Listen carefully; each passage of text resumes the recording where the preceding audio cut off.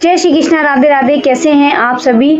अब आ गया है सावन का महीना, तो इस सावन के महीने में भोलेनाथ की पूजा जैसे भी आप कर सकते हैं वैसे कर सकते हैं, क्योंकि हमारे भोलेनाथ तो भोले भाले हैं। वो हर तरह की पूजा को स्वीकार करते हैं और उन्हें बड़ा ही आनंद आता है जब भक्त उनके लिए उनके स्थान पर आते हैं और उनकी पूजा अर्चना करते हैं और उनको दिल से प्रेम करते हैं। तो कहते हैं कि शिवलिंग पर जल चढ़ाने का बड़ा ही महत्व है और इसको अलग अलग तरीके से चढ़ाया जाता है कि अलग अलग कामना के लिए अलग अलग तरीके से जल चढ़ाया जाता है। तो आज हम आपको जल चढ़ाने की बहुत ही सरल विधि बताते हैं और अगर इस विधि में कुछ भी छूट जाए तो आप मुझे कमेंट करके बता सकते हैं कि इसमें क्या चीज़ छूट गई है, आपने क्या नहीं बताया है, तो इस बात की जानकारी मुझे भी होगी। जैसा कि शिव महापुराण में जो जानकारी दी गई है कि हम शिवलिंग पर कैसे जल चढ़ाएं तो कैसे हमारी मनोकामना पूर्ण होती है। पद्म पुराण में वो पार्वती की बेटी अशोक सुंदरी का भी वर्णन है। उनकी विधि विधान से पूजा करने से भी आपकी सारी मनोकामनाएं पूर्ण होती हैं। तो जब हम शिवलिंग पर जल चढ़ाते हैं तो सबसे पहले अशोक सुंदरी माता को जल चढ़ाते हैं, उसके बाद में हम उनको तिलक लगाते हैं। फिर नंबर आता है गणेश जी भगवान और कार्तिकेय जी का।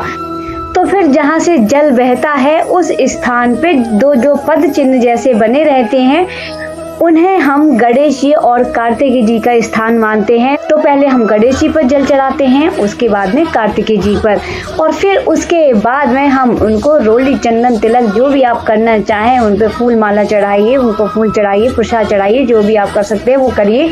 और उसके बाद में जो गोल चक्र जैसा आता है उसको हम माँ पार्वती का हस्त कमल मानते हैं। तो हम उस पे भी जल अर्पित करते हैं और दोनों हाथों से ऐसे उनको स्पर्श करते हैं, ऐसे दबाते हैं जैसे कि हम किसी के पैर दबा रहे हों।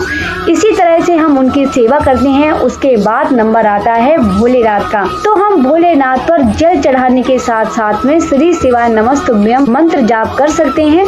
और फिर उसके बाद में हम जो जलाधारी होती है, मतलब जो भोले बाबा के ऊपर जो मटके जैसा हंडे जैसा रहता है, भोले बाबा की 5 बेटियां का स्थान होता है जिन पे भी हम है ना जल अर्पित करते हैं। उसके बाद में हम नंदी महाराज पे जल अर्पित करते हैं। तो यही होती है भोलेनाथ की पूजा विधि, जिससे वो अत्यंत ही खुश हो जाते हैं अपने भक्त पे और उनकी सारी मनोकामनाएं पूर्ण करते हैं।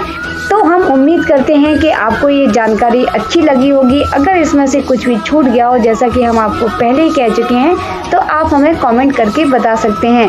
तो मिलते हैं ऐसे ही वीडियो में, तब तक के लिए जय श्री कृष्ण, राधे राधे, श्री हरिदास। आप सभी का दिन शुभ हो, मंगलमय हो।